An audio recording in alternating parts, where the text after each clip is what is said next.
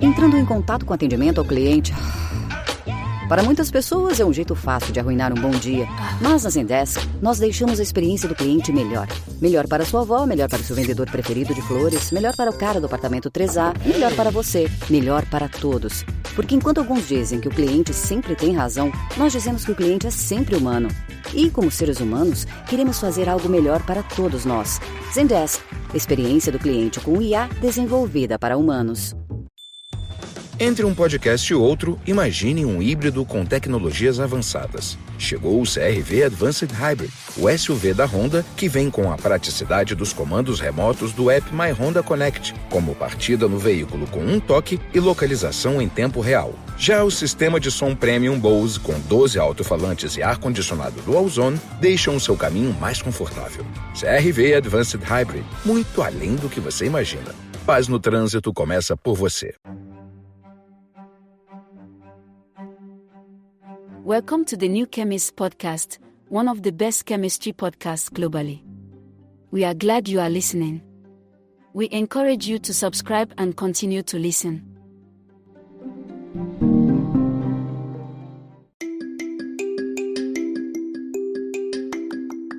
Welcome to the new Chemist's podcast. We are glad you are listening. We are one of the best chemistry podcasts globally. We encourage you to subscribe and continue to listen.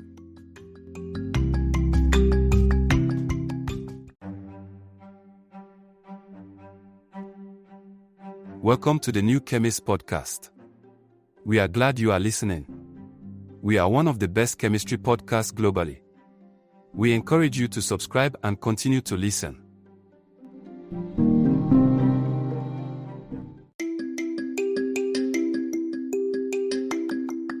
Welcome to the new Chemist's podcast. We are glad you are listening. We are one of the best chemistry podcasts globally. We encourage you to subscribe and continue to listen. Welcome to the new Chemist podcast. We are so glad you are listening. Feel free to subscribe on Spotify and tell your friends and colleagues about the podcast.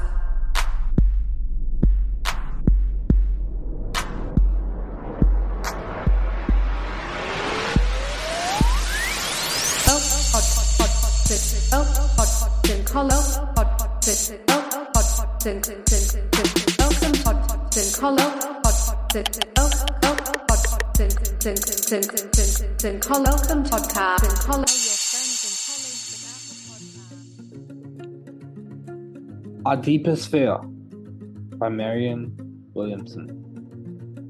Our deepest fear is not that we are inadequate.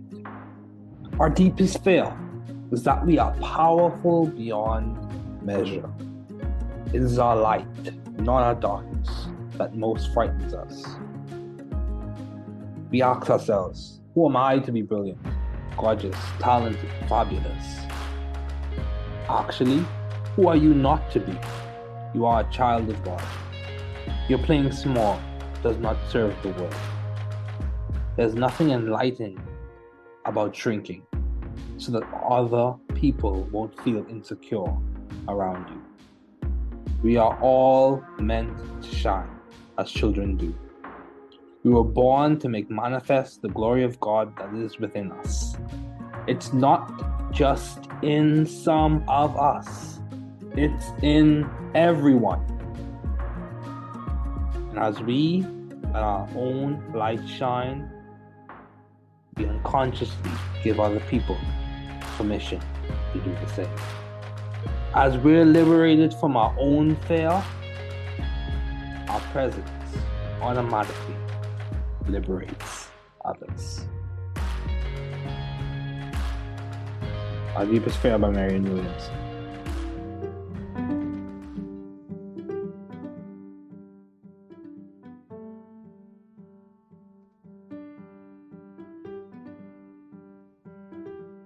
You are very important, especially to us here at the New Chemist podcasting group.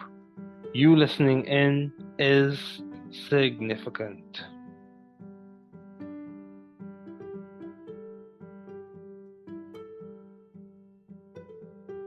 Vous êtes très important, surtout pour nous ici au New Chemist Podcasting Group. Votre écoute est significative.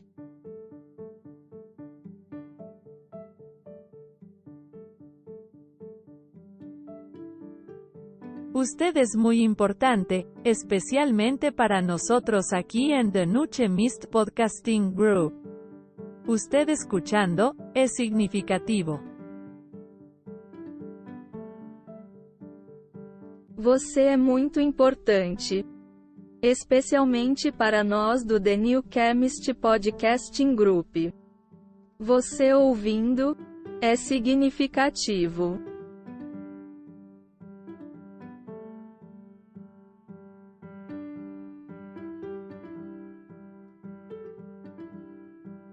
Είστε πολύ σημαντικοί, ειδικά για εμάς εδώ στο The New Chemist Podcasting Group. Το να ακούς είναι σημαντικό.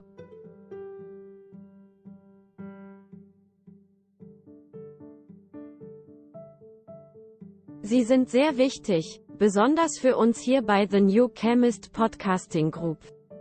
Es ist wichtig, dass du zuhörst.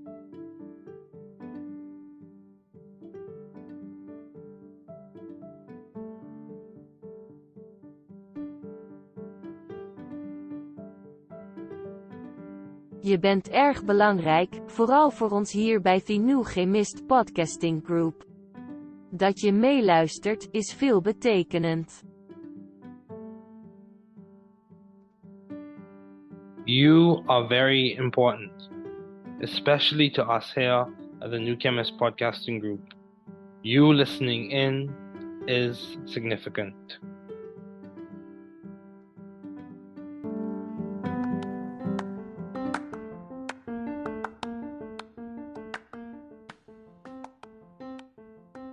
Welcome to the New Chemist Podcast.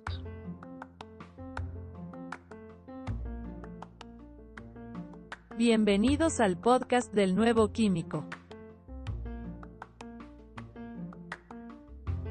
Καλώς ήρθατε στο podcast του New Chemist. Welkom bij de podcast van The New Chemist.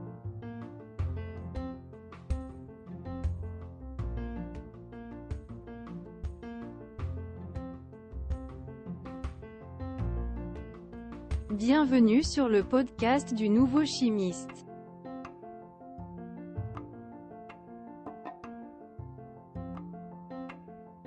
Bem-vindo ao podcast do novo químico. Welcome to the New Chemist Podcast.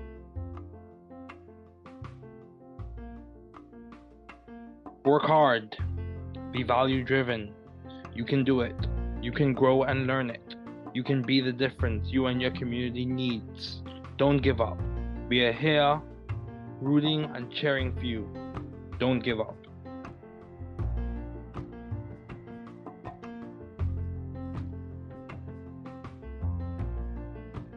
Travaillez dur. Soyez axés sur la valeur. Tu peux le faire. Vous pouvez grandir et l'apprendre.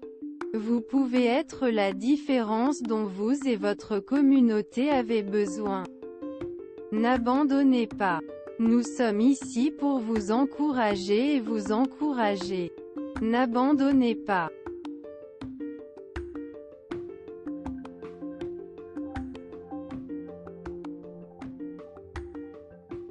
Trabalhar duro. Seja orientado por valores. Você consegue. Você pode crescer e aprender. Você pode ser a diferença que você e sua comunidade precisam. Não desista. Estamos aqui torcendo e torcendo por você. Não desista.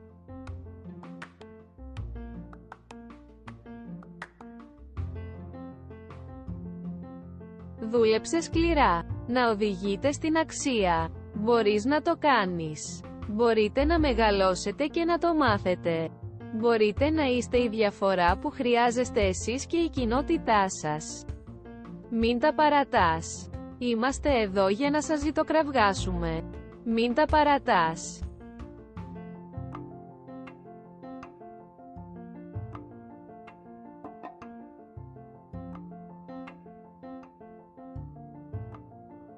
Trabaja duro. Sea impulsado por el valor. Puedes hacerlo.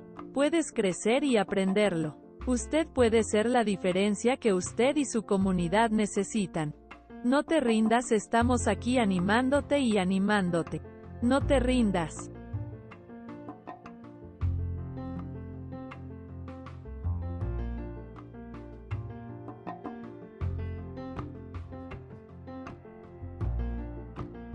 Werk hard. Wees waardegedreven. Je kunt het. Je kunt groeien en leren. U kunt het verschil zijn dat u en uw gemeenschap nodig hebben. Geef niet op. We zijn hier om voor je te roten en te juichen.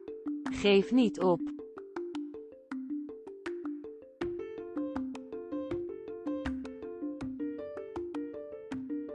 Work hard. Be value-driven. You can do it. You can grow and learn it. You can be the difference you and your community needs. Don't give up. We are here rooting and cheering for you. Don't give up.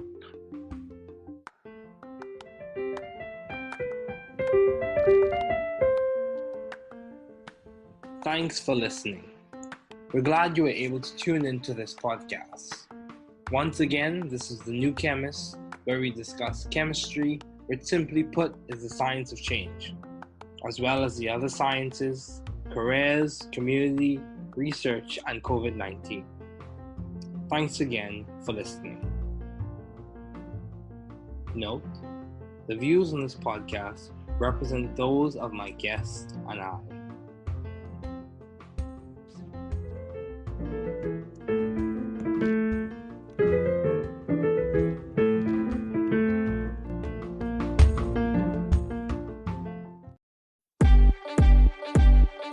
In the world of pharmacy, we lay the claim. Knowledge and compassion is the golden flame. Science and practice, side by side they groove. In a student's journey, we find the move.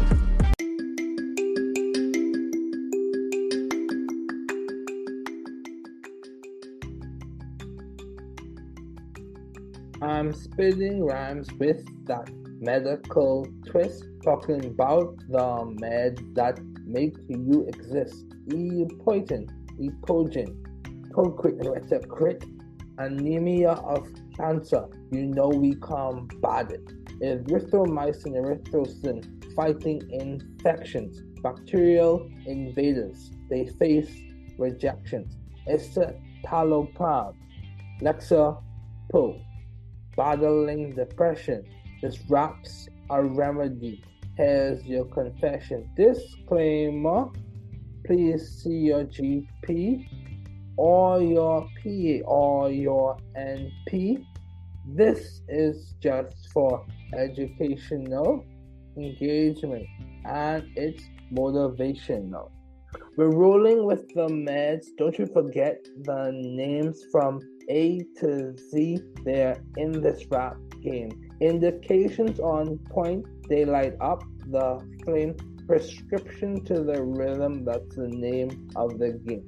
Esomeprazole, Nexium, the GI infection slayer. Helicobacter pylori, no longer a player. Estradiol, oral, S-grace, for a woman's grace. Vasomotor issues or that atrophic embrace. Esopicion lunesta, for when it's time to dream. Insomnia's no match, we're a dynamic team. Attain your crypt. Attain or set. Attain or set. Let's draw that up. Attain or set. Etanercept, Ambril, Erelzi in the mix, ankylosing spondylitis. Get your fix. We're rolling with the meds. Don't you forget the names from A to Z. They're in this rap game. Indications on point, they light up the flame. Prescription to the rhythm, that's the name of the game. Ethinyl estradiol, an etinogestrel ring. Neuter rings the choice. Contraception on point. Gotta drown the noise. Etodolaclodine for that general pain. Release the aim. We ain't playing no game. Exenatide. Beta-biduron on the scene. Diabetes mellitus type 2. It's routine. Ezetimibe. Zetia for that cholesterol high. Familial hypercholesterolemia. Wave it goodbye. Familial hypercholesterolemia. Wave it goodbye. We're rolling with the meds. Don't you forget the names. From A to Z, they're in this rap game. Indications on point. They light up the flame. Prescription to the rhythm. That's the name of the game. Famotidine. Pepsid for GERD fee. No more heartburn. Now you're living carefree. Famotidine, Pepsid for GERD, it's the key. No more heartburn. Now you're living carefree. For boxer-stop-your-lark, hyperuricemia's foe, not adequately treated. Let that info flow. Felodipine, Plendil, hypertension's bane. Blood pressure in check, we're breaking the chain. Phenylfibrate Antara. Phenylglides the call. Hypertriglyceridemia. We'll conquer it all. We're rolling with the meds. Don't you forget the names. From A to Z. They're in this rap game. Indications on point. They light up the flame. Prescription to the rhythm. That's the name of the game. Fentanyl, oral and transdermal. Duragesic in style. Chronic pain's a struggle, but we're versatile. Fexofenadine, Allegra. For allergies that sting. Seasonal rhinitis, let freedom ring. Fentanyl, oral and transdermal. Duragesic in style. Chronic pains are struggle, but we're versatile. Fexofenadine, Allegra. For allergies that sting. Seasonal rhinitis, let freedom ring. Fidaxomicin, Difficid. C. Difficile's demise. We're on a mission, no more compromise. Finasteride, Proscar, propitious the end. Benign prostate hyperplasia, we transcend. Finasteride, Proscar, propitious the end. Benign prostatic hyperplasia, we transcend. We're rolling with the meds. Don't you forget the names. From A to Z, they're in this rap game. Indications on point. They light up the flame. Prescription to the rhythm. That's the name of the game. So there you have it. A prescription rap spree. From A to Z, we've got the remedy. Remember, only for intellectual engagement and recreational. Please see your GP, NP, or PA or pharmacist, because these ideas are just motivational. Indications are clear. We set you free. Prescription to rhythm. That's the way to be. Indications are clear. We set you free. Prescription to the rhythm. That's the way to be.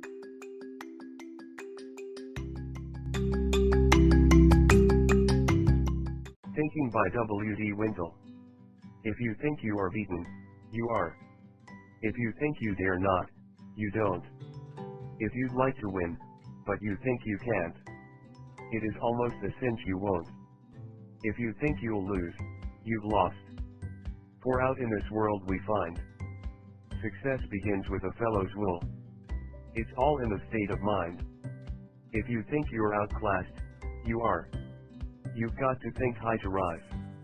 You've got to be sure of yourself before you can ever win the prize. Life's battles don't always go to the stronger or faster man, but sooner or later the man who wins is the man who thinks he can. Remember, strategy, hard work, collaboration, and execution. You can do it. You can do it.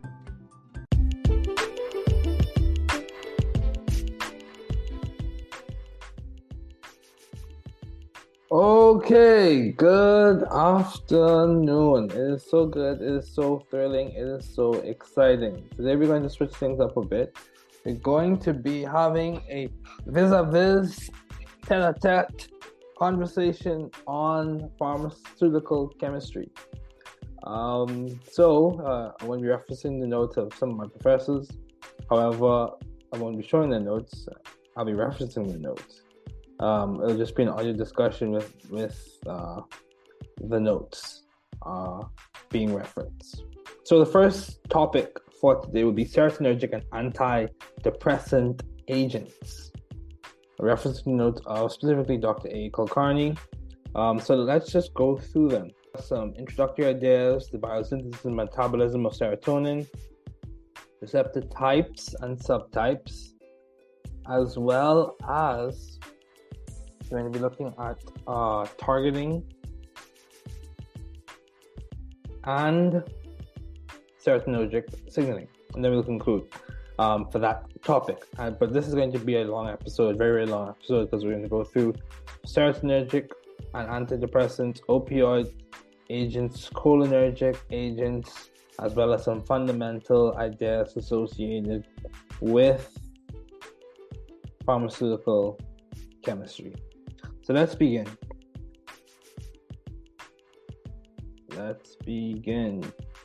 Okay, so serotonin. Serotonin, otherwise known as 5-hydroxytryptamine, or 5-HT, was identified as a neuroreceptor ligand in the late 1940s.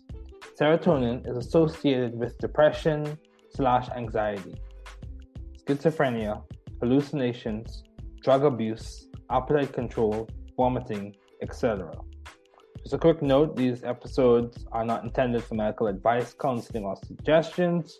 Please refer and consult the relevant medical professionals, whether it be your physician, your GP, your general practitioner, your physician, your NP, your nurse practitioner, your physician assistant, as well as your pharmacist.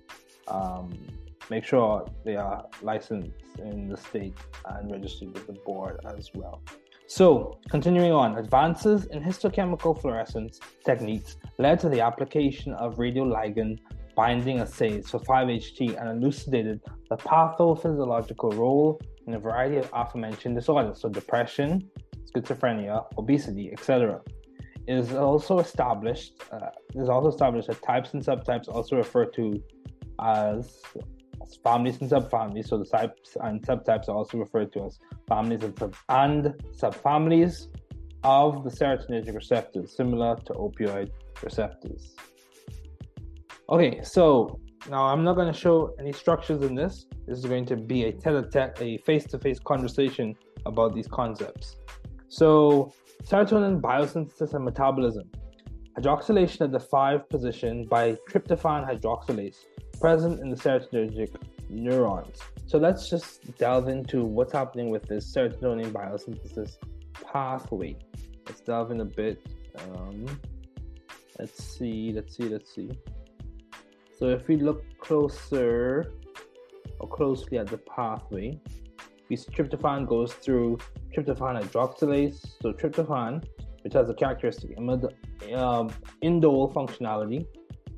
So it has a characteristic indole functionality, so an aromatic functionality, and the classic amino acid backbone structure with your carboxylic acid, your alpha carbon, with the substituted amino acid through, or is processed by aromatic amino acid decarboxylase to form summation of 5-hydroxytryptophan. So moving right along, serotonin release, uptake, and signaling. Biosynthesis takes place in serotonergic neurons. Biosynthesis, release, and reuptake mechanisms similar to other receptors. Biosynthesis, release, and reuptake mechanisms are similar to what occurs in other neuroreceptors. The serotonin is stored in presynaptic neuronal vesicles. When released, serotonin interacts with the postsynaptic serotonergic receptors.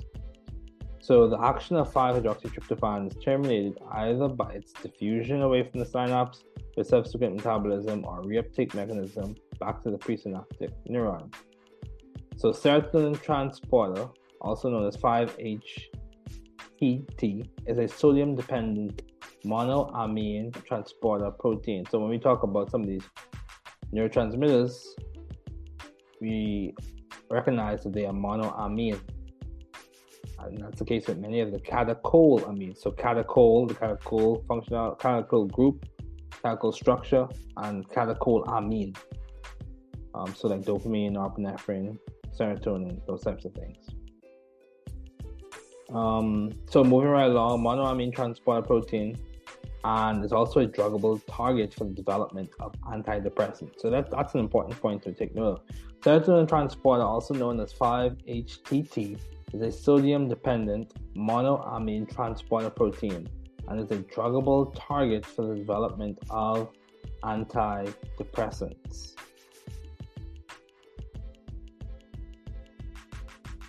So 7 types of 5-hydroxytryptophan. There are 7 types of 5-hydroxytryptophan receptors, denoted by 5-HT1 to 5-HT7.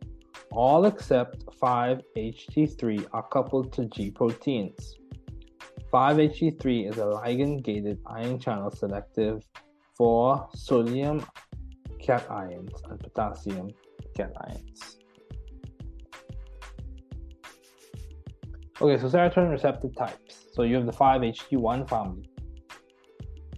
So further subdivided into 6 subfamilies: 5-HT1A to 5-HT1F.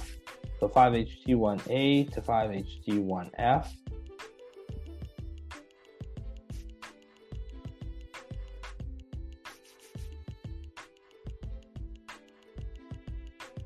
Subfamilies are present in the CNS. So 5-HT1A through E, also found in blood vessels, is involved in functions such as anxiety, addiction, vasoconstriction, etc.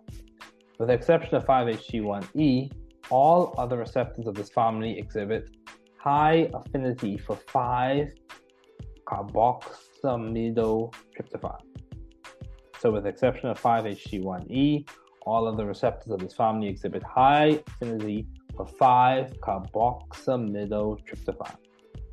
So also 8-hydroxy-2-di-N-propylaminotetraline, or OHO, or 8-OH-DPAT, represents a selective 5-HT1A agonist. Very important. 8-hydroxy-2-di-N-propylaminotetraline, or 8-OH-DPAT, represents a selective 5-HT1A agonist. This suggests that an intact indole nucleus is not required for 5-HT1A agonism. Let's keep going. Okay, so 5-HT1A selective agonists. We're looking specifically at long-chain aryl piperazines. So long-chain aryl piperazines, or piperazines. So long-chain aryl piperazines, LCAPs. LCAPs possessing long-chain substituents at the N4 piperazine show good selectivity for 5-HT1A. So long-chain aryl piperazines possessing long-chain substituents at N4 piperazine show good selectivity for 5-HT1A. Buspirone was the first agent from this class approved as an anxiolytic drug. Structurally related compounds, gepirone, aldosterone, and ipsaperone. These agents act either as a full or partial agonist of 5-HT1A. So remember, an agonist has 100% efficacy. Partial agonist has about 0 to 100. Falls in that range of 0 to 100 efficacy or intrinsic activity. And we're talking in respect to the endogenous ligand for the receptor. And those concepts have been discussed in the previous episode. So agonism, antagonism, partial agonism, inverse agonism, all those other good stuff. So continuing on, general structure, you typically have the aryl group, piperazine group, your spacer, so your methylene spacer, and then you have the terminus. Agents containing phenyl, substituted phenyl, heteroaryl, all of those groups show good activity. So agents containing phenyl, a substituted phenyl, heteroaryl, all of those groups all show good activity. Changes in the piperazine structure are not tolerated. Important to note. Changes in the piperazine structure are not tolerated. So placement of the amide or the imide groups at the terminus is essential for good activity. One more time. Placement of the amide or the imide groups at the terminus is essential for good activity. All of the drugs shown above have an imide, I-M-I-D-E, imide, moiety in the terminus. Very important to note. Very, very important. Okay, so 5-HT1A selective antagonists. So remember, antagonist just blocks the function of the agonist. Some compounds belonging to this class display structural features similar to classical agonists, buspirone. So some compounds belonging to this class display structural features similar to classical agonists, buspirone. However, the aryl portion is usually comprised of 2-methoxyphenyl moiety. So the aryl portion is usually comprised of a 2-methoxyphenyl moiety. Agents such as WAY 100-135 or WAY 100-635 are referred to as a silent 5-HT1A antagonist since they lack any agonist activity. So spirone is a 5-HT1A antagonist, but also displays high antagonist affinity for 5-HT2A and D2 receptors. So spirone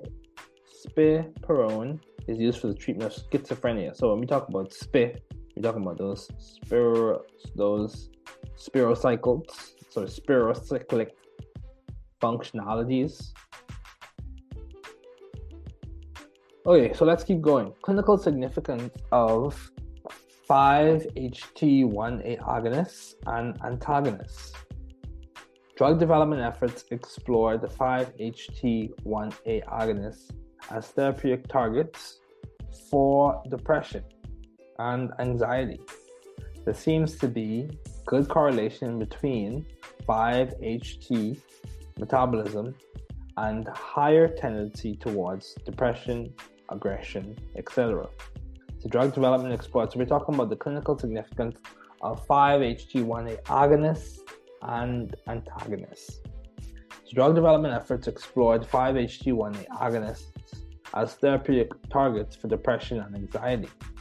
There seems to be a good correlation between 5-HT metabolism and higher tendency towards depression, aggression, etc.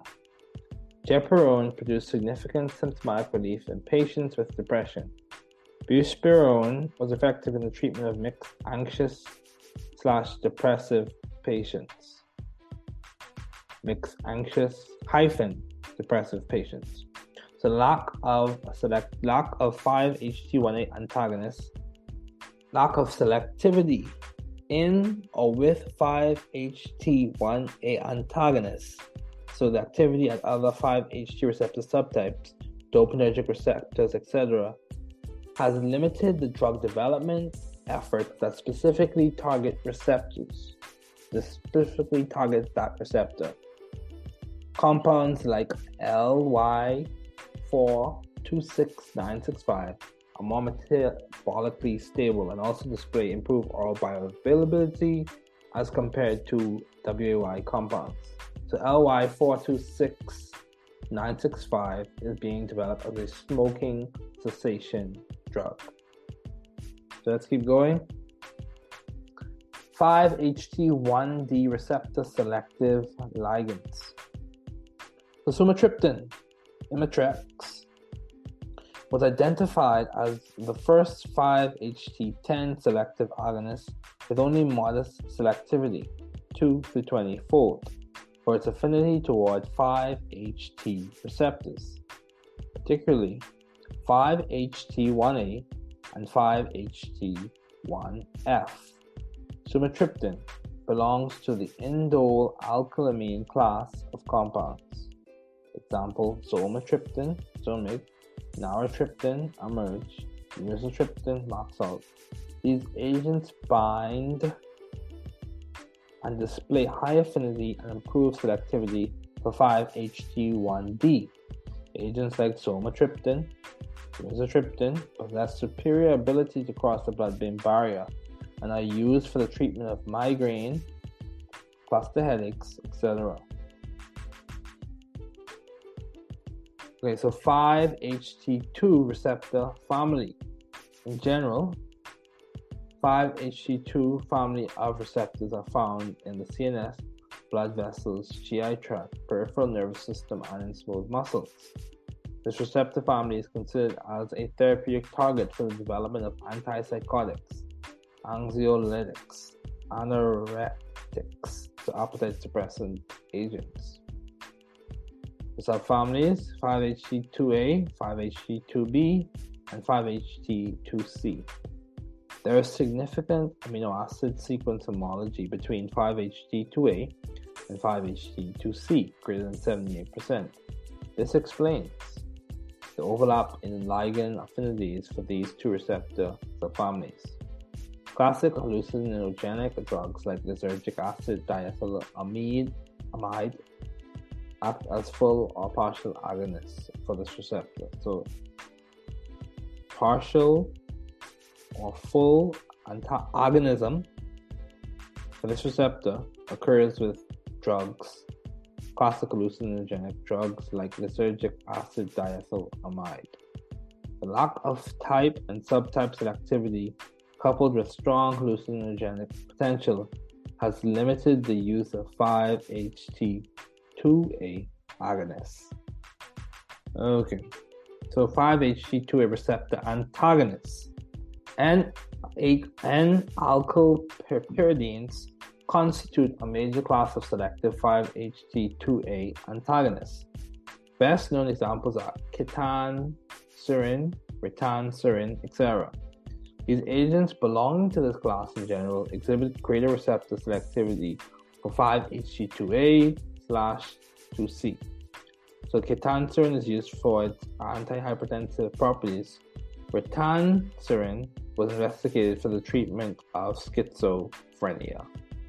So atypical antipsychotics such as risperidone, used for schizophrenia and bipolar disorder treatment, clozapine, used for schizophrenia and anti-suicidal drug, and olanzapine, schizophrenia and bipolar treatment, also exhibit 5-HT2A antagonist properties.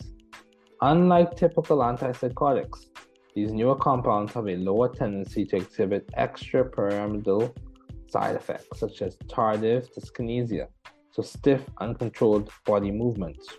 Tricyclic antidepressants also are antagonists for 5-HT2A. So let's keep going. 5-HT2B and 5-HT2C receptor subfamilies. 5-HT2B receptors are present in the CNS and cardiovascular system. They are known to cause pulmonary vasoconstriction. Many ligands that bind to 5-HT2B receptor also bind to 5-HT receptors, and there is no approved drug that specifically targets 5-HT2B signaling. 5-HT2C receptors. So at the point of this reading, there was none that was seen by myself and or the person who wrote these set notes. The 5-HT2C receptors play a role in regulation of mood, anxiety, and feeding, etc.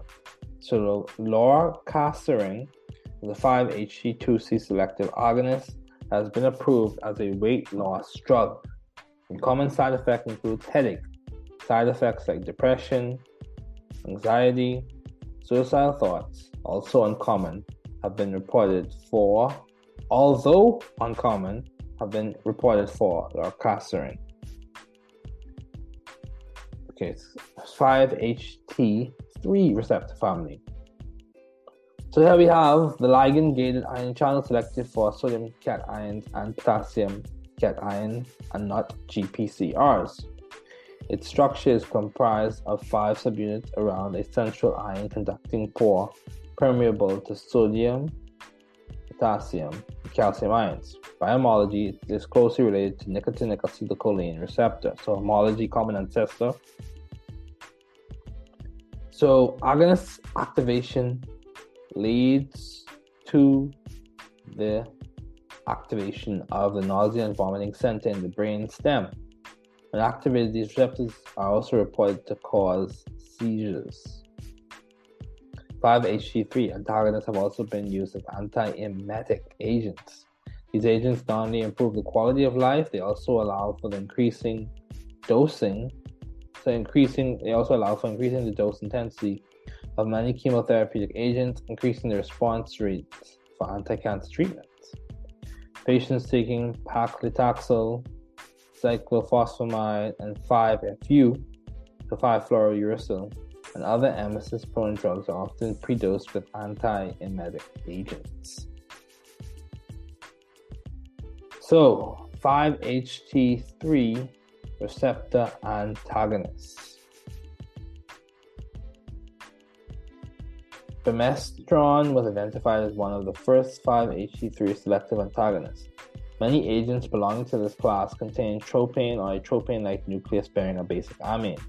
Tropisitron, so an antiemetic, and recalcitrant, anxiolytic, zatositron, anti-nausea compound with anxiolytic properties, are examples of tropane-containing 5-HT3 antagonists.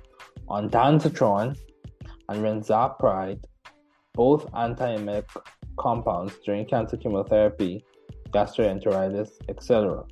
Palonositron, chemotherapy-induced nausea and vomiting, are examples of non-tropane-containing 5-HT3 antagonists. Regardless of the presence or absence of the tropane ring, all of these compounds possess at least one set of protonation.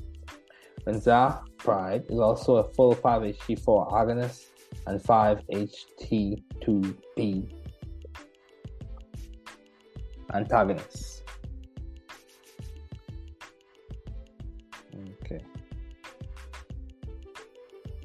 Okay, so 5-HT4 receptor. It belongs to the GPCR superfamily. It is coupled with GS agonist It belongs to the GPCR superfamily. It is coupled with GS agonists. Activation results in increased intracellular cyclic AMP, so cyclic adenosine monophosphate levels, primarily located in the CNS, gastrointestinal tract, urinary bladder, heart, etc. 5-HT4 agonists include cisapride, mozapride, brucalopride, and renzapride. Okay, 5-HT4 receptor. Cisapride increases the motility of the upper GI tract and is used to enhance gastric emptying. Serious side effects include drug-induced arrhythmia. Mozapride promotes gastric emptying and is used for the treatment of gastroesophageal reflux disease, GERD, irritable bowel syndrome, etc. Brucalopride is used for the colonic mobility. Brucalopride is used for the colonic mobility. It does not induce arrhythmias. Zacopride, renzapride, and mozapride are also 5-HT3 antagonists. Zacopride displays anxiolytic properties at the therapeutic dose. Structurally, all of these compounds contain a primary arylamine as part of an aniline or dihydrobenzofuran ring. So 5-HT4 receptor agonists and antagonists. So 5-HT4 receptor agonists. Tegoserod was introduced as a 5-HT4 agonist for the treatment of irritable bowel syndrome, but was later withdrawn after reports of increased heart attack and stroke. It is also a 5-HT2B receptor antagonist. 5-HT4 receptor antagonist. Tegoserod was developed for the treatment of atrial fibrillation, AFib. The drug was also developed as a potential therapy for heart failure. 5-HT5 through 7 receptors. 5-HT5 receptors are predominantly found in the brain and are further subdivided into 5-HT5A and 5-HT5B receptor subfamilies.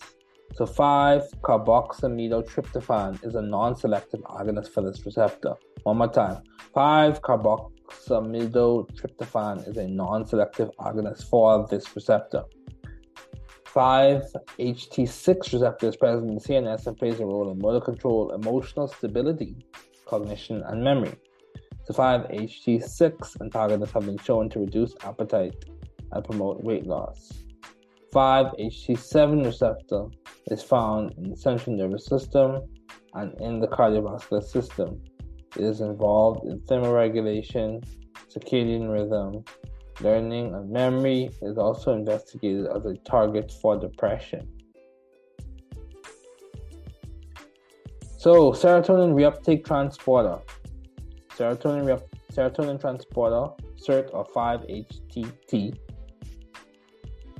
is a monoamine transporter protein that transports serotonin from the synaptic cleft to the presynaptic neuron. It belongs to the monoamine transporter protein family.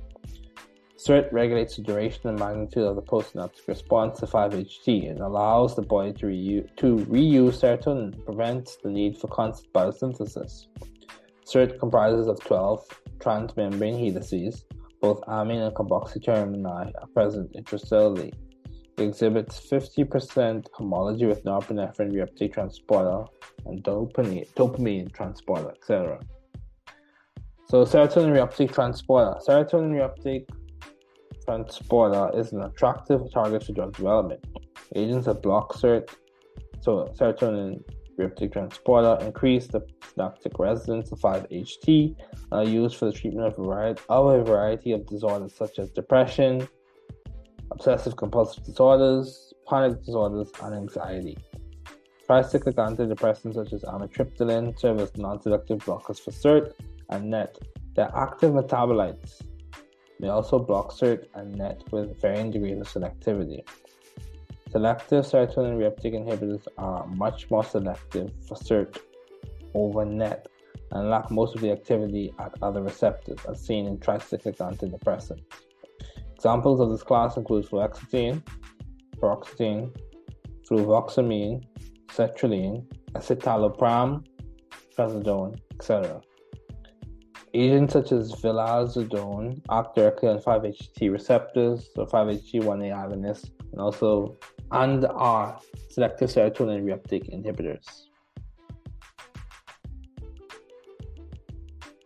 So paroxetine, Paxil, is used as an antidepressant for the treatment of major depressive disorder, social anxiety disorder, panic disorder, post-traumatic stress disorder, etc. Common side effects include drowsiness, dry mouth, trouble sleeping, asthenia, so general weakness, sexual dysfunction, loss of the libido, erectile dysfunction, etc. In general, these class of compounds possess at least 2-hour rings and sites of protonation.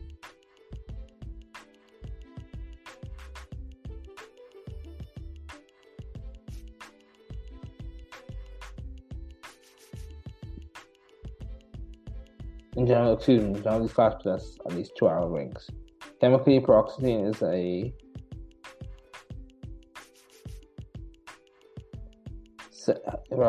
is a secondary amine containing compound, and it contains 4 rings.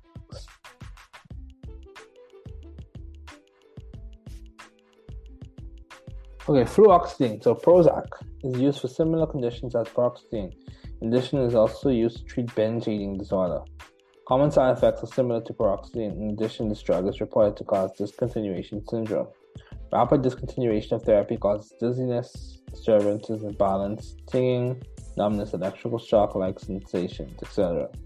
Fluoxetine and other SSRIs, when taken with MAO, it may cause serotonin syndrome. Symptoms include fever, agitation, diarrhea, seizures, muscle weakness, etc. Thus, these drugs are contraindicated in patients taking MAO inhibitors. So when taking, fluoxetine and other selective serotonin reuptake inhibitors when taken with MAO inhibitors may cause serotonin syndrome. These symptoms include fever, agitation, diarrhea, seizures, muscle weakness, etc. Thus, these drugs are contraindicated in patients taking MAO inhibitors. Fluoxetine is a CYP2D6 inhibitor and in some cases is contraindicated in dextromethorphan-containing cold and cough medications. It blocks dextromethorphan metabolism. So,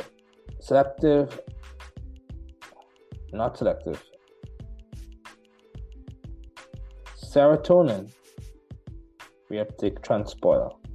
So, serotonin, we're focusing on the serotonin reuptake transporters. Trazodone is indicated as an antidepressant for the treatment of major depressive disorder, anxiety disorders, and also to treat alcohol dependence.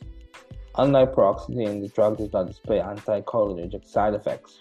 Instead, it is reported to cause fainting, increase in suicidal thoughts, cause arrhythmias, etc. Overdose may lead to serotonin syndrome discussed previously. Vilazodone is both a selective serotonin reuptake inhibitor and a 5-HT1A agonist. It does not display strong affinity for other serotonin receptors and is selective for serotonin reuptake transporters versus norepinephrine transporters or dopamine transporters.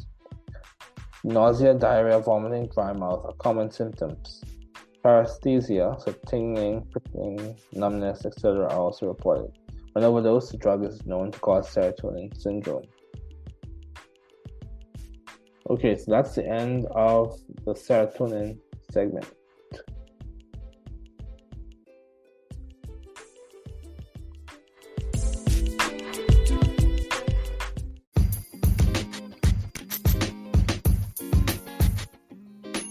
This is how we calculate. No time to hesitate. Units of activity, we'll demonstrate. In pharmacy and healthcare, you gotta be first rate. Measuring potency right, there's no room for debate. Units of activity, our aim is oh so clear. In micrograms per milligram, we'll make it crystal clear. So when you work in healthcare, there's no need to fear. We'll teach you how to calculate. Have no doubt, have no fear. This is how we do it. When it's about potency, units of activity, that's our responsibility. In the world of healthcare, it's all about accuracy. Calculations are the key to ensure safety. From antibiotics to vaccines, and everything between, potency is the game. It's on the big screen. Standardized measurements, the FDA's routine, comparing against the standards, we keep it clean. Units of activity, our aim is oh so clear. In micrograms per milligram, we'll make it crystal clear. So when you work in healthcare, there's no need to fear. We'll teach you how to calculate. Have no doubt, have no fear. This is how we do it. When it's about potency, units of activity, that's our responsibility. In the world of healthcare, it's all about accuracy. Calculations are the key to ensure safety. Oh, the strength of vaccines and biologics too, measured in units, that's what we'll pursue. We'll follow the guidelines, as they always do. For safety in healthcare, we'll see it through. So insulin's our friend, with its U100 blend.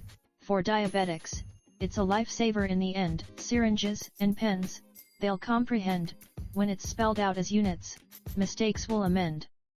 Units of activity, our aim is oh so clear. In micrograms per milligram, we'll make it crystal clear. So when you work in healthcare, there's no need to fear. We'll teach you how to calculate. Have no doubt, have no fear. This is how we do it. When it's about potency, units of activity, that's our responsibility. In the world of healthcare, it's all about accuracy. Calculations are the key to ensure safety. So now you've learned the song about activity and units. Keep it in your heart. It's like a pharmacy blueprint with accuracy and standards. There's no room for disputes. This is how we calculate. It's our healthcare tribute. In the realm of enzyme kinetics, we delve to understand the reactions that enzymes propel. They speed up the rate of chemical change with constants and rates that we must arrange. Enzymes are catalysts. They enhance the speed of reactions that occur with remarkable heat. Kinetics is the study of their work, and understanding it, we do not shirk. First-order reactions, simple and clear, one substance to a product, the path is near. With rate constant K1, they proceed, as A transforms to P at a rapid speed. The concentration of A decreases with time, exponential decay, it's not a crime. The rate of change, proportional to A's state, first-order reactions, we contemplate. Reversible reactions, first order in kind, equilibrium sought, with forward and rewind.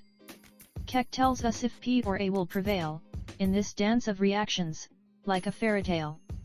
Second order reactions, more complex they are, two molecules collide, forming P, it's bizarre.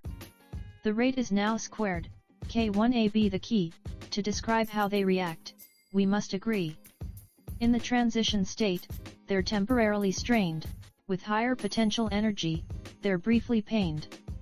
The enzyme steps in, with its induced fit embrace, lowering activation energy, increasing the pace. Michaelis-Menten equation, it takes the stage, describing enzyme kinetics, page by page. Km and Kat, the constants we reveal, to understand enzyme efficiency, it's quite a deal. Competitive, non-competitive, uncompetitive too, inhibitors at work, changing the enzyme's view. They block the active site, or the complex they bind, altering kinetics, their effects we must find. Cooperativity, positive and grand, allosteric enzymes, in control they stand. They respond to changes, in substrate they thrive, maintaining balance, in the enzyme kinetics dive. Enzyme kinetics, a realm to explore, with constants and reactions, there's always more. Understanding these concepts, both theory and practice, helps us decode the enzyme's kinetic dance. Ladies and gentlemen, today we are going to delve into the fascinating world of measurement systems, with a specific focus on the avoirdupois and apothecary systems. These systems may seem archaic in the modern world dominated by the metric system, but they still hold significance in the field of pharmacy and healthcare. Our aim today is to demystify these systems and understand their quantitative relationships with each other and the metric system. The text we started with emphasizes the importance of accurate measurements, particularly in pharmacy and healthcare. Units of activity are a fundamental concept in this context, and they are often expressed in micrograms per milligram. So, let's break down the avoirdupois and apothecary systems, understand their components, and explore how they relate to the modern metric system. The avoirdupois system. The avoirdupois system is the most common system of commerce in the United States. It's the system we use when we purchase and sell goods by weight. Here are some of its key units: 1 pound, lb, avoirdupois equals 7,000 grains, gr. This is our fundamental unit in this system. 16 ounces, ounce, avoirdupois make up 1 pound, lb. For example, if you buy a 1 pound bag of coffee beans, you're actually buying 7,000 grains of coffee beans. This system is used for most everyday items you might encounter in your daily life. The apothecary system. The apothecary system, on the other hand, is a bit different and is primarily associated with pharmaceutical and medical practices. Here are some of its key units.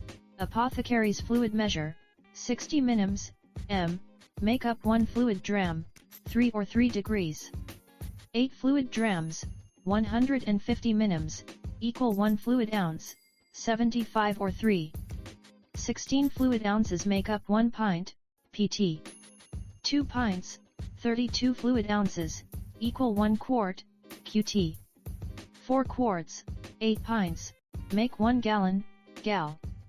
Apothecary's measure of weight, 20 grains, gr, make 1 scruple, 3 scruples, 60 grains, equal 1 dram or dram, 3.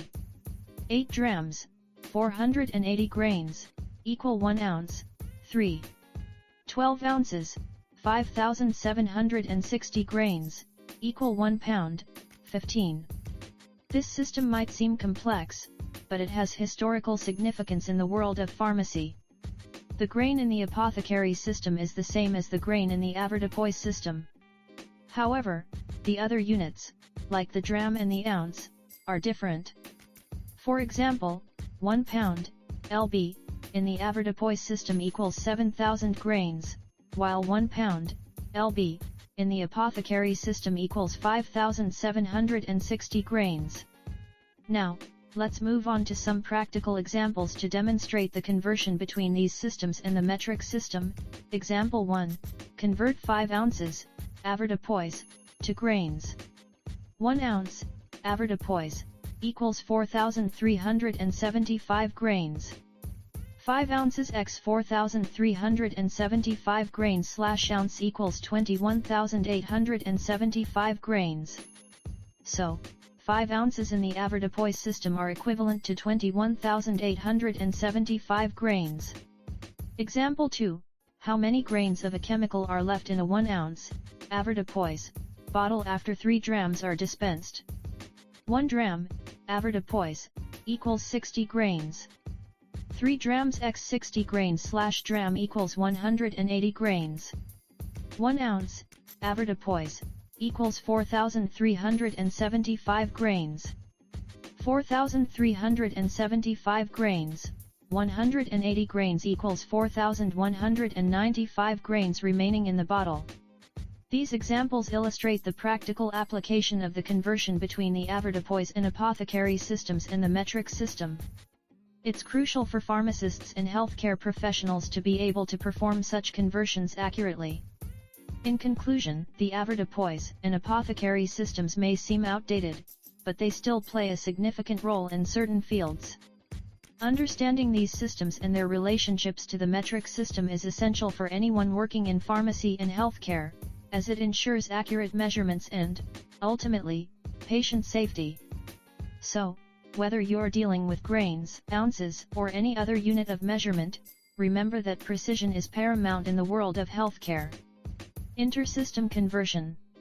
Table of practical conversion equivalence. Conversion equivalence of length IM equals 39.37 in 1 in equals 2.34 OM. Conversion equivalence of volume 1 ml equals 16.231 m. 1 m equals 0.06 ml. 1 F3 equals 3.69 ml. 13% equals 29.57 ml. 1 PT equals 473 ml. 1 gal, USY equals 3,785 ml. Conversion equivalence of weight LG equals 15.432 gr. 1 kg equals 2.201 b.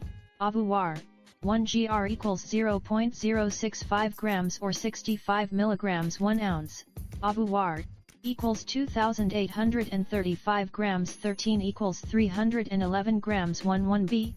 avoir, equals 454 grams. 1 ib.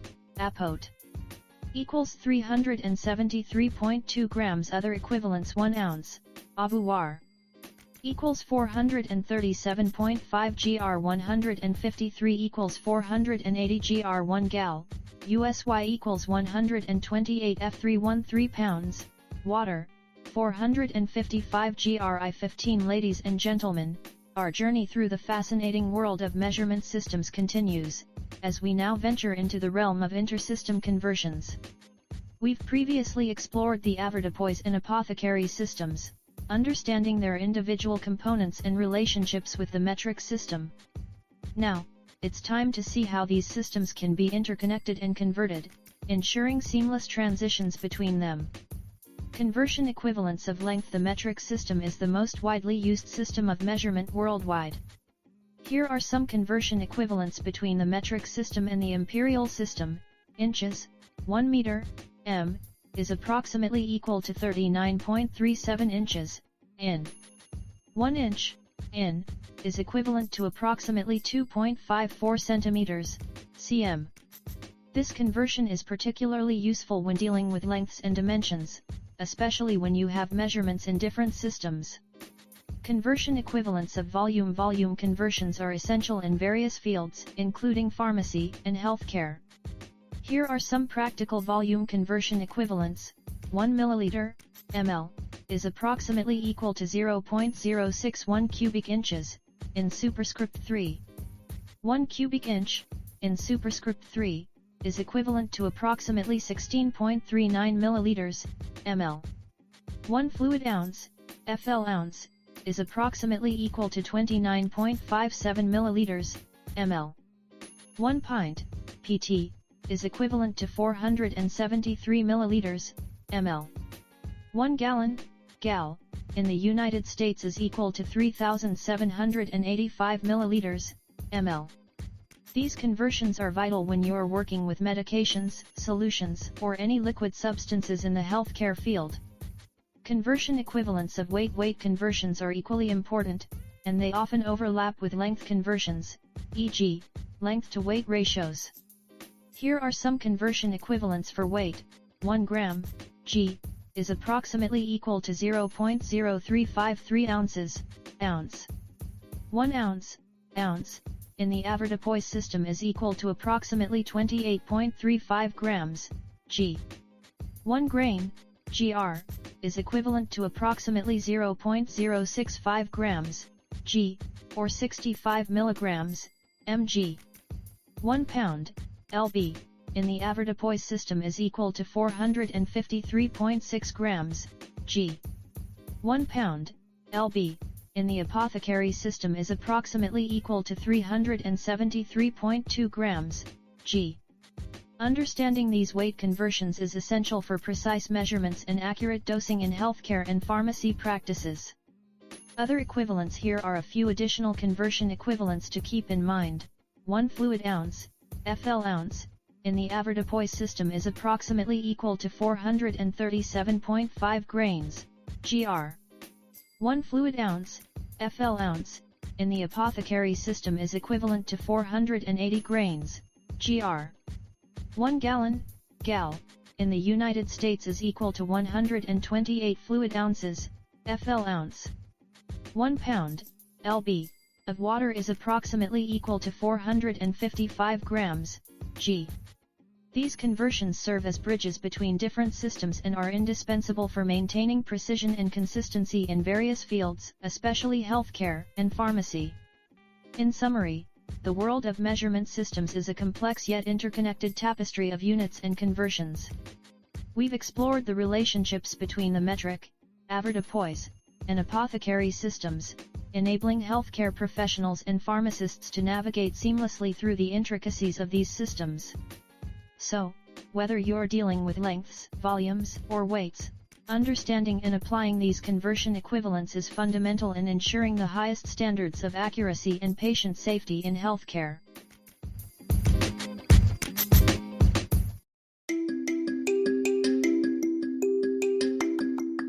In the bustling world of pharmacy school, the first 10 weeks were always a whirlwind of information and learning. Students delved into the complex realm of pharmaceuticals, memorizing drug names, their indications, and the nuances of their mechanisms of action. For Sarah, a diligent student with a passion for pharmacology, these weeks were both exhilarating and challenging. As the virtual lectures streamed in, she diligently clicked on the link to the Quizlet page, which served as a repository of knowledge for the course. Each drug and its properties were like puzzle pieces in the grand mosaic of patient care, and she was determined to master them all. Week 1 brought her to Epiodin, also known as Epigen, Procrit, and Retacrit. This drug was a lifeline for patients battling anemia due to cancer chemotherapy. With careful study, she understood how it worked and its importance in cancer treatment. Erythromycin, a powerful antibiotic used for bacterial infections, was her focus in week 2. The drug's mechanism of action fascinated her, as it targeted harmful bacteria, sparing the human cells. Escitalopram, or Lexapro, used for depression, occupied her thoughts in week 3. She delved into the complexities of mental health and how this drug could provide relief to those in emotional distress. In week 4, Sarah learned about esomeprazole, sold under the brand name Nexium. This medication was a crucial tool in the fight against Helicobacter pylori, a bacterial infection causing gastrointestinal distress. Estradiol oral, marketed as Estrace, took her into the realms of hormonal regulation in week 5. It had applications in addressing vasomotor dysfunction and atrophic conditions in the vagina or vulva. Week 6 brought her to esopicin, commonly known as Lunsta, a savior for insomniacs. She pondered how a tiny pill could grant people the gift of sleep. The subsequent weeks were a whirlwind of knowledge, from etanercept for ankylosing spondylocytis to ethinyl estradiol and etonogestrel ring for contraception. She navigated her way through the maze of medications, all the while keeping a close eye on drug interactions, contraindications, and patient-specific considerations. As the weeks progressed, Sarah developed an affinity for the complexities of pharmaceutical science. She also became adept at answering questions like which drug inhibits enzymes irreversibly, aspirin, and what may cause myocardial infarction as one of its adverse drug reactions, ibuprofen. Her proficiency shone through when asked, if a child has Reye's syndrome, then which NSAID should be avoided? She knew the answer was aspirin.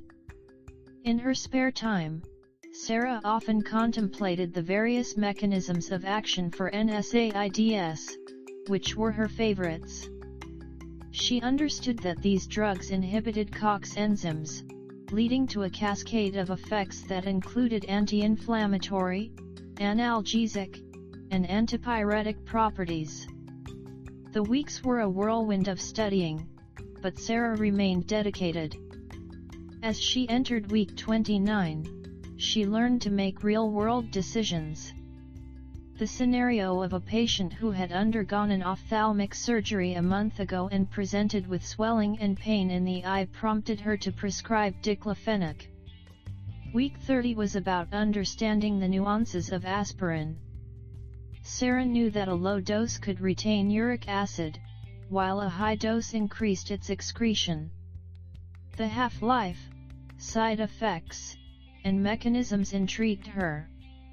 Week 31, Sarah dealt with a 65-year-old man diagnosed with rheumatoid arthritis. She knew that meloxicam was a suitable prescription for his condition. By week 33, she could list 3 contraindications for aspirin. Peptic ulcers, pregnancy, and hemophilia were on her list. In week 36, she was presented with a complex case involving a patient suffering from congestive heart failure. She knew that taking NSAIDs could result in increased fluid retention, making the patient's condition worse. As the weeks passed, Sarah learned about various bronchodilators, corticosteroids, and other medications used in respiratory care. She also became well-versed in the world of asthma and how to treat it. The curriculum introduced her to the world of leukotriene inhibitors, long-acting antimuscarinic bronchodilators, phosphodiesterase inhibitors, methylxanthines, and monoclonal antibodies.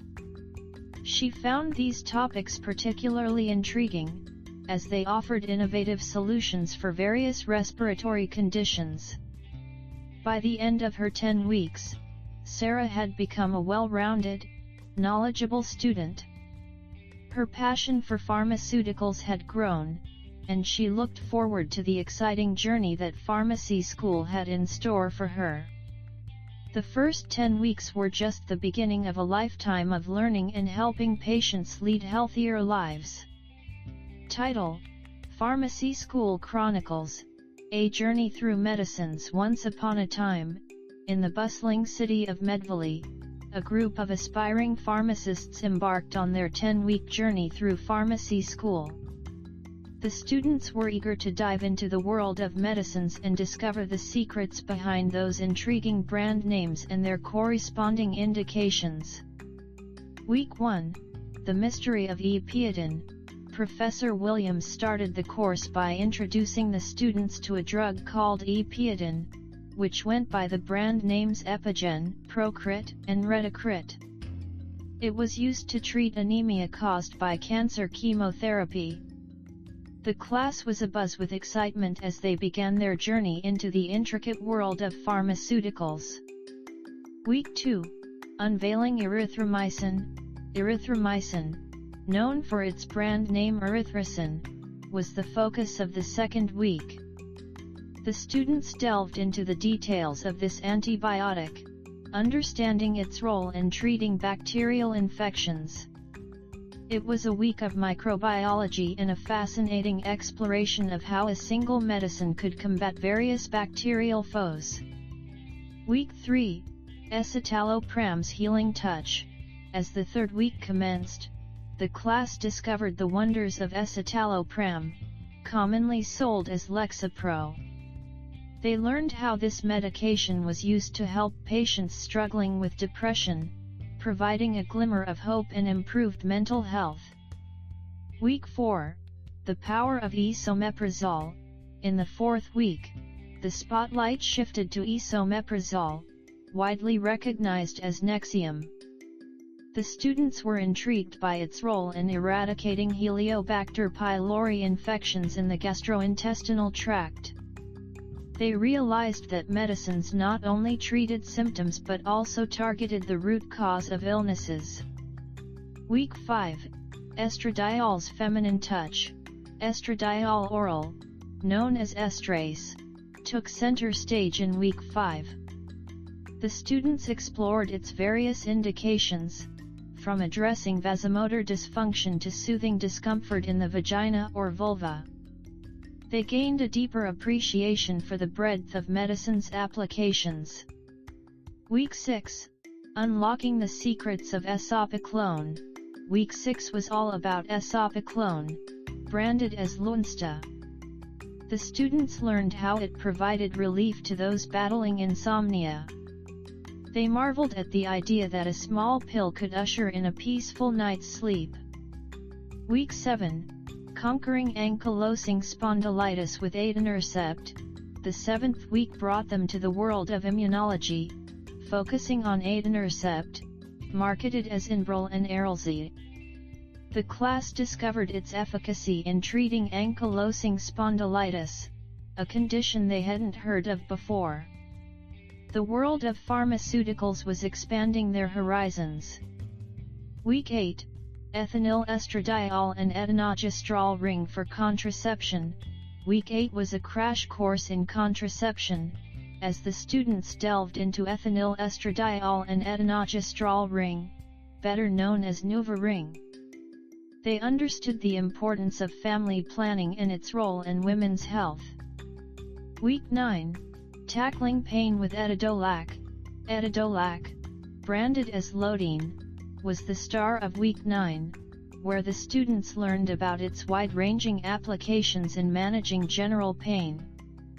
They appreciated the role of medications in improving the quality of life for many. Week 10, The Final Revelation, Exenatide and Beyond. As the 10th week dawned, the students delved into the intricate world of exenatide, which came in the forms of Byetta and Bydureon, primarily used to manage diabetes mellitus type 2. Their journey through pharmacy school had come full circle, revealing the power of medicines to transform lives. The students of Medvali Pharmacy School left their 10-week course with newfound knowledge and a profound understanding of the significance of medicines in the world of healthcare. They were eager to embark on their future careers, armed with the wisdom and insights gained during their educational journey. Title: Pharmacy School Chronicles, A Journey Through Medicines. Chapter 1, The First 10 Weeks in the Quiet Halls of the prestigious Willowbrook University's School of Pharmacy. A new group of eager students embarked on a journey of knowledge and discovery. Professor Emily Anderson, an expert in pharmacology, stood at the front of the lecture hall on the first day of class. Welcome to the first 10 weeks of your pharmacy school journey, Professor Anderson began, her voice brimming with enthusiasm. Today, we'll dive into the world of medications, their brand names, and indications. The class listened intently as Professor Anderson started with Epiodin, known by its brand names Epigen, Procrit, and Retacrit. Epiodin is a medication used to treat anemia caused by cancer chemotherapy. It's a lifeline for those battling cancer and the side effects of their treatment. As the weeks went by, students delved deeper into the world of pharmaceuticals. They learned about the antibiotic erythromycin, effective against bacterial infections. It's the defender of the immune system, Professor Anderson declared, and her students nodded in agreement. Next on the list was escitalopram, a medication known as Lexapro, used to combat depression. A beacon of hope for those battling the darkness, the professor explained. Esomeprazole, or Nexium, was presented as the solution for Heliobacter pylori GI infection. It's the silent hero, fighting the unseen invaders in our stomachs, she said. The class discovered that estradiol oral, under the name Estrace, was crucial for conditions related to vasomotor function and atrophic vagina or vulva. A comfort for those experiencing discomfort, Professor Anderson noted. Esopicion, commonly known as Lunsta, was introduced as a remedy for insomnia. Lunsta is the peaceful night's sleep in a tiny pill, she said. Adenacrept, in its various brand names, Inbrel and Erelzi, became the hope for those suffering from ankylosing spondylitis. The bridge to a life less painful, the professor described. Ethinyl estradiol and etinogestrel ring, commonly known as NuvaRing, was explained as a contraception method. A choice for those wanting to plan their futures, Professor Anderson stated. Etidolac, under the name Lodine, was celebrated as a general pain reliever. A soldier fighting on the front lines against pain, she said. Exenatide, with its brand names Byetta and Bydureon, was hailed as the savior for individuals dealing with diabetes mellitus, type 2. The guardian of blood sugar levels, she explained.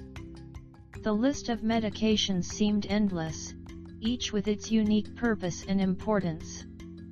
In the coming weeks, students would continue to unravel the mysteries of pharmaceuticals, understanding their effects and potential side effects.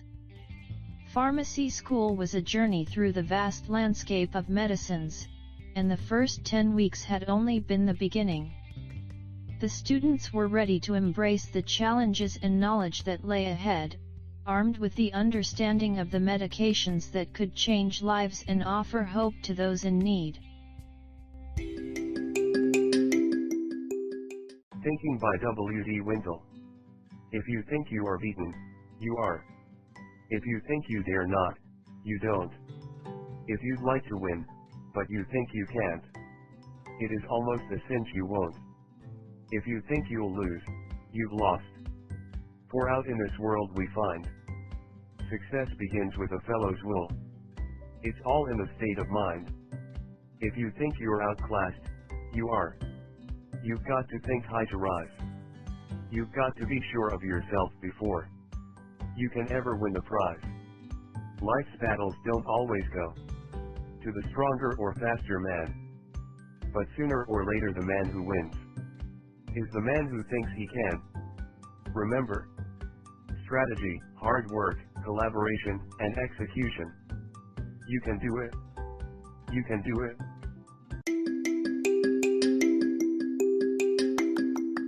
Welcome to the New Chemists podcast. We are glad you are listening. We are one of the best chemistry podcasts globally. We encourage you to subscribe and continue to listen. Welcome to the New Chemists podcast. We are so glad you are listening. Feel free to subscribe on Spotify and tell your friends and colleagues about the podcast.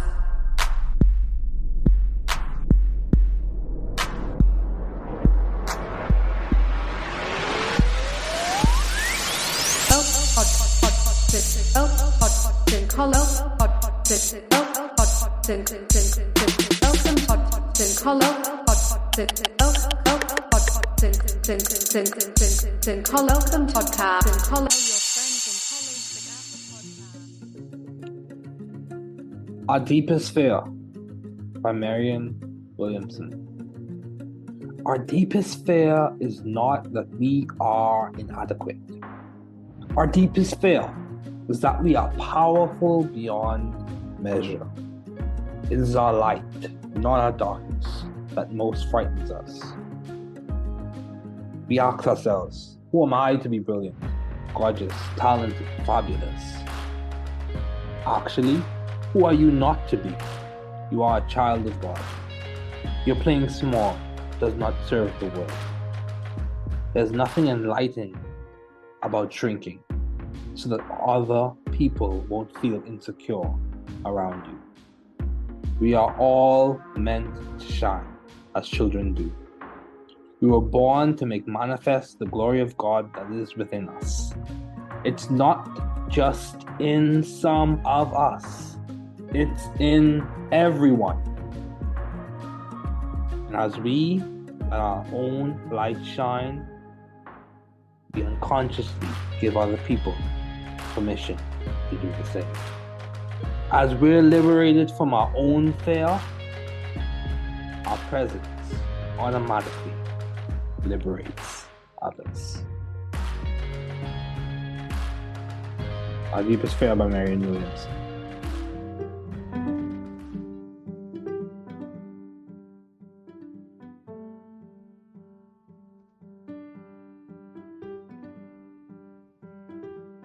You are very important, especially to us here at the New Chemist podcasting group.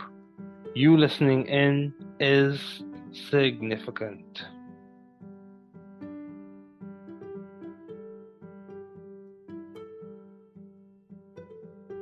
Vous êtes très important, surtout pour nous ici au New Chemist Podcasting Group. Votre écoute est significative.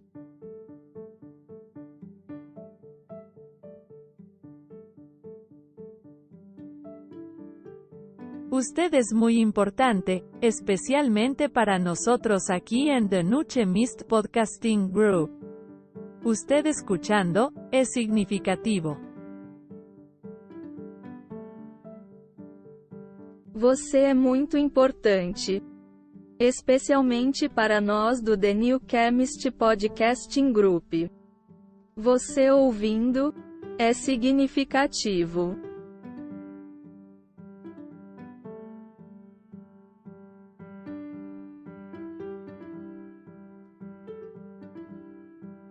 Είστε πολύ σημαντικοί, ειδικά για εμάς εδώ στο The New Chemist Podcasting Group.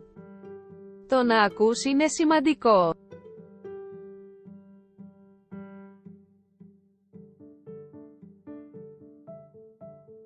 Sie sind sehr wichtig, besonders für uns hier bei The New Chemist Podcasting Group. Es ist wichtig, dass du zuhörst.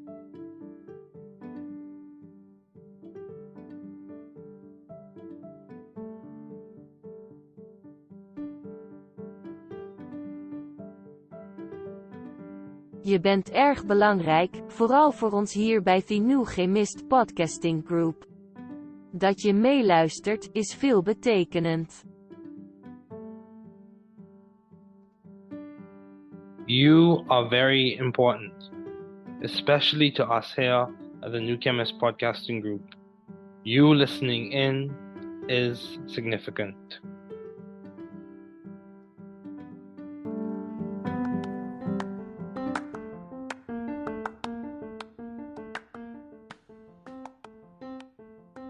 Welcome to the New Chemist podcast.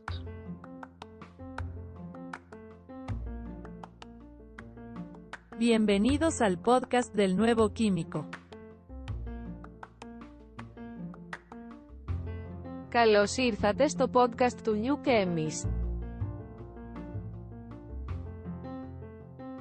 Welkom bij de podcast van The New Chemist.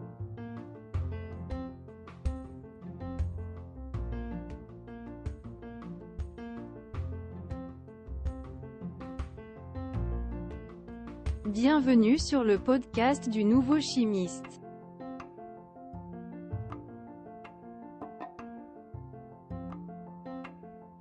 Bem-vindo ao podcast do novo químico. Welcome to the New Chemist podcast.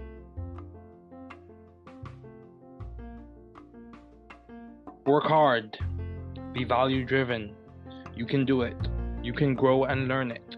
You can be the difference you and your community needs. Don't give up. We are here, rooting and cheering for you. Don't give up.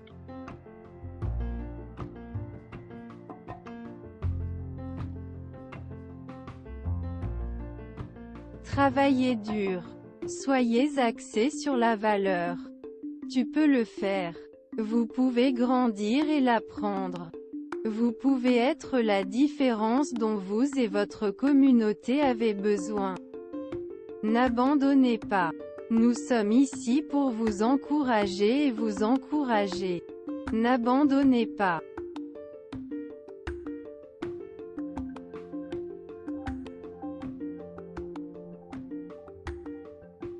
Trabalhar duro. Seja orientado por valores. Você consegue. Você pode crescer e aprender. Você pode ser a diferença que você e sua comunidade precisam. Não desista. Estamos aqui torcendo e torcendo por você. Não desista.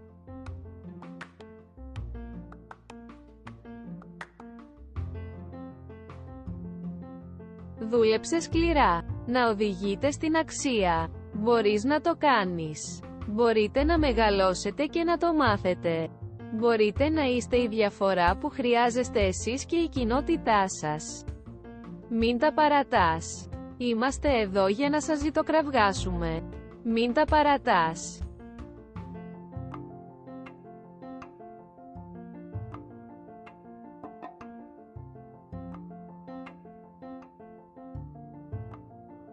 Trabaja duro. Sea impulsado por el valor. Puedes hacerlo.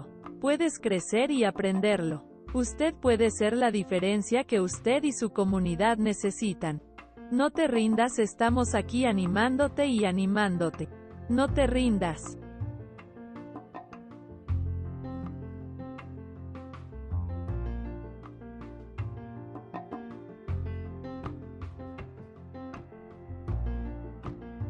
Werk hard. Wees waardegedreven. Je kunt het. Je kunt groeien en leren. U kunt het verschil zijn dat u en uw gemeenschap nodig hebben. Geef niet op. We zijn hier om voor je te roten en te juichen. Geef niet op.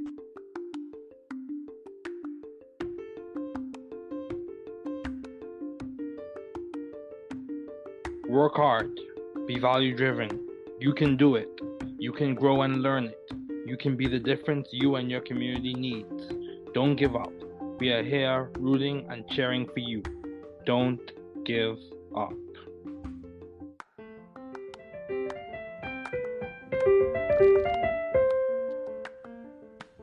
Thanks for listening. We're glad you were able to tune into this podcast. Once again, this is the New Chemist, where we discuss chemistry, which simply put is the science of change, as well as the other sciences, careers, community, research, and COVID-19. Thanks again for listening. Note, the views on this podcast represent those of my guest and I.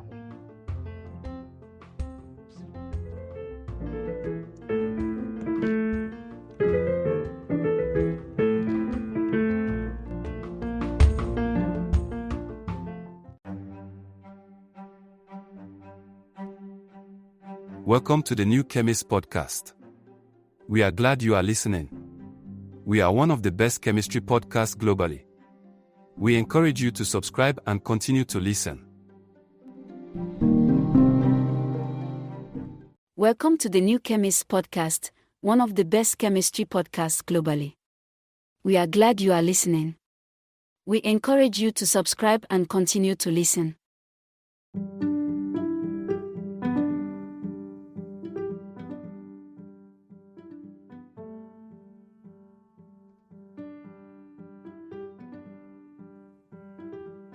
You are very important, especially to us here at the New Chemist podcasting group. You listening in is significant.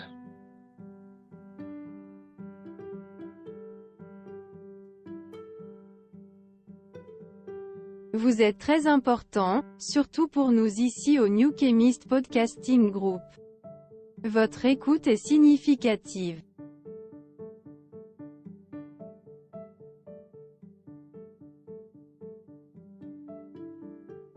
Usted es muy importante, especialmente para nosotros aquí en The New Chemist Podcasting Group. Usted escuchando, es significativo. Você é muito importante. Especialmente para nós do The New Chemist Podcasting Group.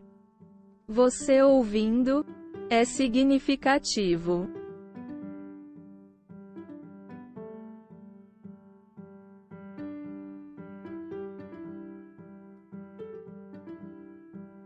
Είστε πολύ σημαντικοί, ειδικά για εμάς εδώ στο The New Chemist Podcasting Group. Το να ακούς είναι σημαντικό.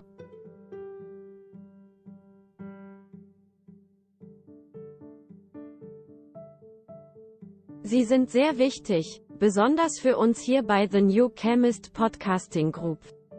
Es ist wichtig, dass du zuhörst.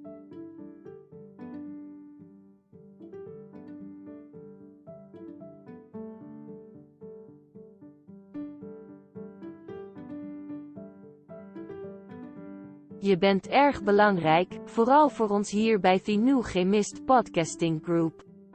Dat je meeluistert, is veelbetekenend. You are very important, especially to us here at the New Chemist Podcasting Group. You listening in is significant.